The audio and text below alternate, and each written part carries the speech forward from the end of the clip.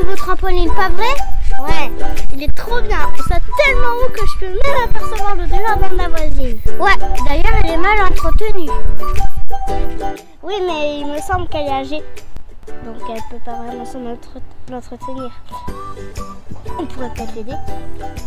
Quoi? Non, on la connaît même pas. Ça se peut, elle est méchante. Oui, et alors? Moi, je sais pas toi, mais moi, en tout cas, je vais la voir. Salut tout le monde, ça va? Bon alors, de quoi allons-nous parler aujourd'hui? C'est plus compliqué aujourd'hui, hein? Si on se rappelle bien tout ce qui compose le fruit de l'esprit, on en est à... Attends, je sais. Alors, on a vu la fraise. La pomme, la noix, la semaine dernière c'était la poire, donc aujourd'hui c'est... Le pamplemousse. Mince, c'est quoi déjà le pamplemousse? Ben, elle est où ma salade de fruits? Bon, allez, on va reprendre comme il faut. Alors, si on reprend depuis le début, on a vu l'amour, la joie, la paix, la patience. La semaine dernière, c'était la bonté. Donc aujourd'hui, nous allons parler de la bienveillance. Mais la bonté et la bienveillance, c'est pas la même chose. Effectivement, ça se ressemble. Bon allez, maintenant tu sais très bien où regarder pour trouver les meilleurs exemples pour nous aider à comprendre. Alors regardons dans notre Bible.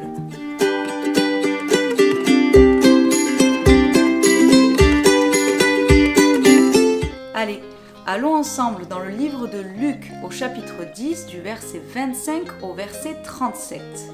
Jésus discute, parle aux personnes qui sont proches de lui et les enseigne quand un professeur, un maître de la loi, tu sais, la loi que Dieu avait donnée à son peuple dans l'Ancien Testament, se lève et dit à Jésus, « Je vais le mettre à l'épreuve, je suis sûr qu'il va se tromper à un moment ou un autre.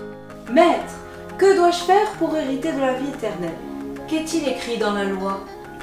Qui lis-tu?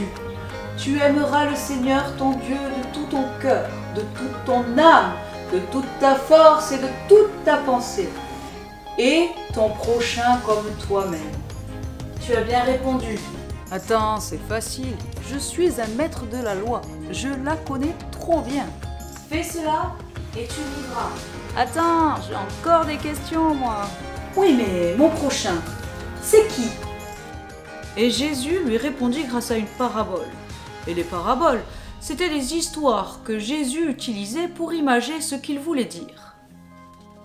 Un homme descendait de Jérusalem à Jéricho. Il marchait tranquillement sur le chemin quand tout à coup, des brigands surgirent de nulle part. Ils lui prirent toutes ses affaires, ils le tapèrent, le rouèrent de coups, encore et encore. Puis, ils partirent avec leur butin en laissant l'homme dans un sale état sur le bord du chemin. Il était vraiment mal en point. Mais heureusement pour lui, il entendit des bruits de pas. Enfin quelqu'un pour l'aider. C'était un sacrificateur, donc quelqu'un qui connaissait bien la loi qui passait par là.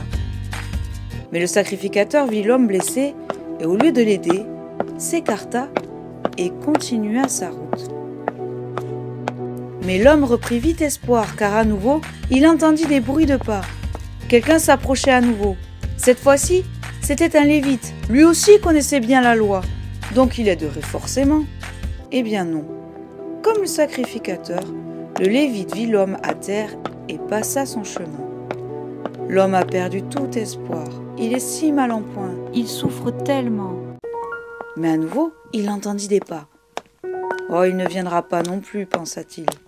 Mais les pas se rapprochèrent. Et il sentit des mains qui commencèrent à soigner toutes ses blessures.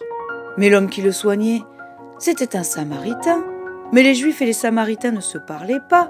Ils ne se fréquentaient pas. Pourtant, ce Samaritain prit soin de l'homme blessé. Il soigna ses blessures, le mit sur son âne et l'amena dans une auberge où il continua à le soigner. Et quand il dut partir, il donna 2 pièces d'argent à l'aubergiste et dit « Prends soin de lui, et ce que tu dépenseras en plus, je te le rendrai à mon retour. » Alors lequel de ces 3 a été le prochain de celui qui est tombé entre les mains des brigands? Eh bien, c'est celui qui a pris soin de lui. Bien. Alors va, et toi aussi fais de même. On voit bien dans cette parabole qu'on peut très bien connaître la Bible, se dire croyant et pourtant ne pas porter du fruit. Pourtant, ce n'est pas ce que Dieu attend de nous. Et comme ce Samaritain, nous devons faire preuve de bienveillance envers notre prochain. Et notre prochain, c'est qui? Moi je sais, c'est tout le monde. Et oui, nous devons être bienveillants envers tous ceux qui nous entourent. Même ceux que j'aime pas? Et oui, même eux. La bienveillance, c'est la capacité à se montrer indulgent, gentil et attentionné envers les autres d'une manière désintéressée et compréhensive. Quoi? En fait, c'est vouloir du bien à quelqu'un sans a priori, sans jugement, sans rien attendre en retour. Celui qui s'est occupé de l'homme blessé dans cette parabole était samaritain. Pourtant, l'homme blessé venait de Judée, et à l'époque, les Samaritains et ceux de Judée ne se parlaient pas, ils ne se côtoyaient même pas. Pourtant, dans cette situation, il n'a pas regardé à qui était l'homme, il a juste vu un homme blessé et il n'a pas réfléchi. Il avait besoin d'aide, alors il lui a apporté son aide. Dans la Bible, il nous est dit que nous devons aimer notre prochain comme soi-même. Donc peu importe la personne que nous avons en face de nous, Dieu veut que nous soyons bienveillants envers elle. La Bible nous dit aussi de nous aimer comme des frères, d'être bienveillants et humbles les uns à l'égard des autres. Attention, Dieu ne nous demande pas de faire ça par nos propres forces, nous en serions bien incapables. Mais c'est toujours grâce à son esprit qui nous rend capables de tout ça.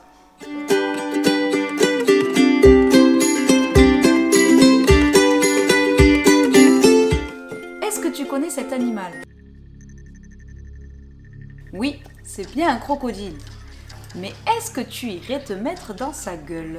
Non mais ça va pas? Allez, juste la main. Mais non, un petit doigt. Non, l'orteil. Non. Et maintenant, connais-tu cet oiseau? C'est un pluvier. Eh bien lui, malgré le fait que le crocodile soit un animal féroce, dangereux et beaucoup plus gros que lui, quand le crocodile a la gueule grande ouverte pour se rafraîchir, eh bien il vient se poser dedans. Dedans, où ça? Bien dans la gueule du crocodile. Non mais il va se faire dévorer. Eh bien non, cet oiseau vient manger tous les insectes, les sangsues et autres qui restent coincés entre les dents et dans les replis de la peau du crocodile. En fait, c'est ça prend sa temps, quoi. Oui, on peut dire ça. Et les crocodiles les laissent faire parce qu'ils savent très bien que ces oiseaux leur font du bien. Être bienveillant, c'est un état d'esprit, une disposition de cœur. Non seulement à vouloir le bien, à vouloir faire ce qui est bien, mais à faire ce qui est bien. C'est un mot qui allie le fait d'être bon et celui de faire du bien, de faire quelque chose, de rendre service à quelqu'un, à une personne, sans réfléchir à qui elle est, ce qu'elle a pu faire, ou tout simplement si on l'aime ou pas. Sais-tu que Dieu nous a donné des capacités et des talents? Eh oui! Alors servons-nous-en pour le mettre au service des autres, pour faire le bien. Veillons que ce que nous faisons ne serve pas à faire du mal ou à blesser, bien au contraire. Encore une fois, nous avons le choix. On peut décider d'être comme ces deux hommes pressés qui n'ont pas pris le temps de s'arrêter pour s'occuper de cet homme blessé et de penser qu'à nous, de se faire du bien qu'à nous. Mais bon, on risque de se sentir bien seul.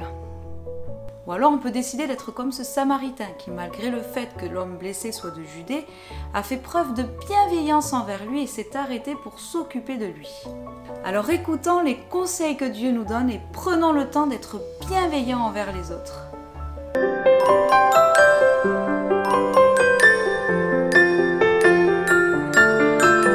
Un regard bienveillant donne de la joie et une bonne nouvelle ranime les forces. Proverbe chapitre 15, verset 30.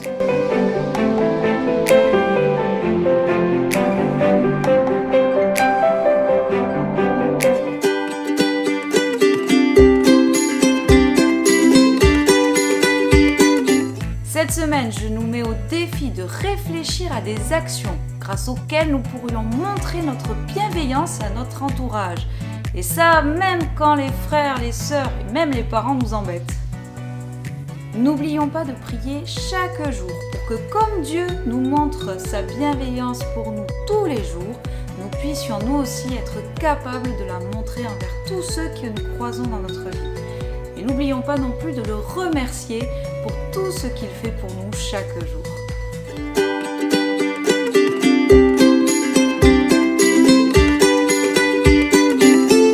Merci d'avoir regardé cette vidéo. Soyez bienveillants!